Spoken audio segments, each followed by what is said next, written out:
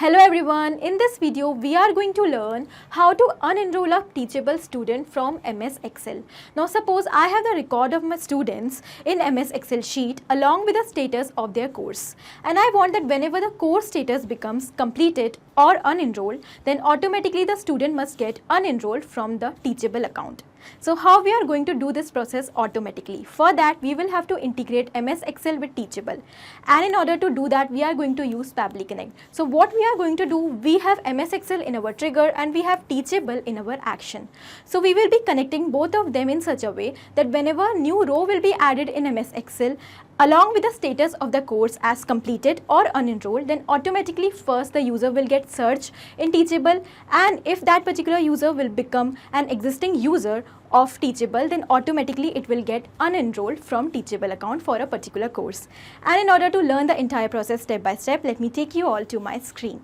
So in this video today we will learn how to unenroll a student from Teachable by using the data we have in our MS Excel sheet. So our purpose to create this workflow is that whenever a new row is added in this Excel sheet with the status as complete or unenrolled, so we want that automatically the student which is enrolled in a particular course, let's say advanced PHP course, should first get searched in Pabbly Connect, and if that particular student exists in Teachable in a particular course, we want that automatically it should get unenrolled from that course. Okay, so for that we are going to create this workflow. Now let's start the process of this workflow step by step. First of all, in our browser we have to search in the address bar for pabbly.com/connect, and as we do that we will be on the landing page of this software. Here we can find two options, sign in and sign up for free. So if you're a new user, you have to click on sign up for free to create your free new account in just 2 minutes, and also at the time of account creation you will get 100 free tasks in order to explore this amazing software. Now because I'm already an existing user, therefore I'm clicking on sign in. And here on the all apps section, we can find all the products offered by Pabbly. So to create this workflow, we are going to use Pabbly Connect. So let's click on access now. And with this, we will come on the dashboard of Pabbly Connect. So this is the dashboard of Pabbly Connect. And here to create a new workflow, we have to click on this create workflow option given on right corner with blue color. So let's click on it, and now a dialog box has appeared in front of us which is asking to provide this workflow a suitable name. So let's give it a name as Unenroll a Teachable Student from MS Excel. And after giving the name, let's click on Create. And as we do that, we will find two windows open in front of us. First is the trigger and the other is action. So what are trigger and actions? Trigger and action are the basic principles or the basic concepts on which the entire workflow of this automation runs. Here in any workflow, we can have only one trigger, but we can have multiple actions. So let's understand trigger and action with an example of this workflow.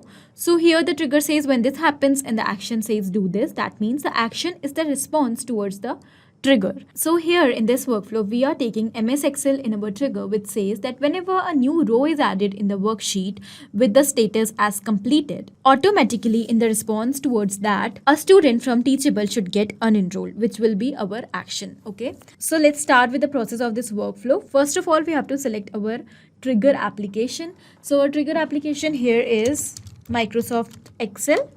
Let's select it. And now we have to select the trigger event. So our trigger event is new row in worksheet. Now let's click on connect, and because we are doing it for the first time, so let's click on add new connection and connect with Microsoft Excel. And because I was already logged into my Excel account, therefore it is just asking me for the permission to access the Excel sheet. Okay, now let's click on accept. You also have to keep in mind always to log into your applications before making up a connection. Now the Microsoft Excel account is connected with Pabbly Connect. Let's move on to further steps. So the next, it is asking us for selecting the workbook. So let me show you. I have created this workbook named as book 2, which contains name of the student, email and the status of the course. So we are going to select this workbook in Pabbly Connect. Now let's select it from the drop down. So the name of my workbook is book 2. So I will select it, and the worksheet as advanced PHP. It is already selected. Now let's click on save and send test request. And as we do that, we got a response with the same details which we have added in our worksheet. So now let's move on to the action step. So before unenrolling the student from Teachable, we want that this workflow should only be continue if the status of the course is either completed or either unenrolled, okay? Because we want to unenroll a student only when the course will be completed or for any other reason if the student is unenrolled. So in that condition only we want that the workflow should continue. For that, what we are going to do, we have to apply filter here, okay, which is a feature by Pabbly. So we will select this filter given over here and we will add conditions over here. So my first condition is we'll select the course status from our previous step, that is Microsoft Excel, this one completed, and if this is equal to completed, let us add one more condition, or if this is equal to unenrolled. So if the status of the course is completed or it is unenrolled, then only the workflow should continue further. Otherwise, it should not. Okay. So that's why we have used filter over here. Now let's check by clicking on save and send test request whether the condition is true or not. So here, because the status of this particular student is completed, therefore it is showing the condition is true. Okay. Now the filter is applied. So let's move on to our next action step. For that, we have to click on this plus sign to add one more action. And here, the next action step will be to search the particular student in Teachable whether it is already existing or not. For that, we have to select our action application as Teachable and our action event will be search user. Click on connect. And now because we are connecting Teachable for the first time, so let's click on add new connection. And here we have to fill these details: email, password and subdomain. So email and password will be the login credential of our Teachable account. So let us fill them first. So after entering my email and password, let us fill the subdomain. So from where we are going to find this subdomain, for that we have to go on our Teachable account and under admin section we have to go on sites, and then in the domain we'll find the subdomain of our Teachable account. So our subdomain will be in this format. Okay. Now let me take you to my Teachable account. So this is the admin section of my Teachable account. From here we have to go on site. And under that we have to come on domain. So here we can find that the domain is given over here. So we'll just copy it and we will paste it over here. And after that, let's click on save. So our Teachable account is successfully integrated with Pabbly Connect. So now we have to enter the email of the student which we want to search in Teachable. So we are going to use the previous step, that is MS Excel, for mapping the email.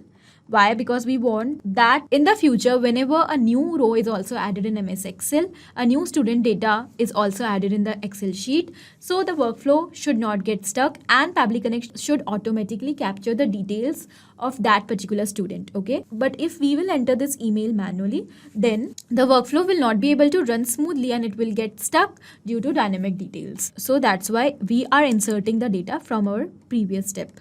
So we'll select our previous step and here we will map the email. Let's click on save and send test request. And we can see through our response that this student is present in Teachable for a particular course. Okay. So now let's move on to our final action step by clicking on this plus sign, which will be unenrolling this particular student from Teachable. Okay. So let's select our action application, which will again be Teachable. Let's select it. And now our action event, which will be unenroll student from course. Click on connect, and because we have already connected Teachable earlier in the previous step, therefore we will select existing connection only. Let's click on save, and now we have to enter these two details. First is the student ID. So we'll turn on this mapping button so that we can map the data from previous step, and we have received a student ID from our previous response. So we will simply map it, select the previous step and search for the user ID. So this is the user ID. Let's select it. And because this student is enrolled in advanced PHP course, therefore the course ID is automatically selected. Now let's simply click on save and send test request. So we have received this response. That means the student has been unenrolled from the course Advanced PHP. So let's go back to Teachable and check whether the student got unenrolled from Advanced PHP course or not. So let me take you to the admin section of Teachable, and here from the left side we have to go on users. So we can find that this is the student which we wanted to unenroll. So let's click on it and let's go on unenrollment, and we can see that this student has got unenrolled from the course Advanced PHP. So it is written dummy student is not enrolled in any of the courses. That means our workflow is successful here. Now let's summarize what we have done in this workflow.